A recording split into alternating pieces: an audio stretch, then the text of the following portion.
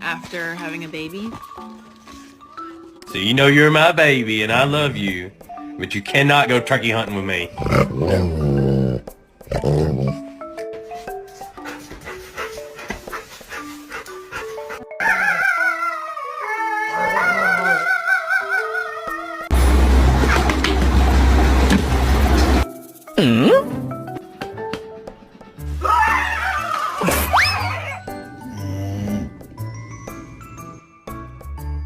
Excuse me.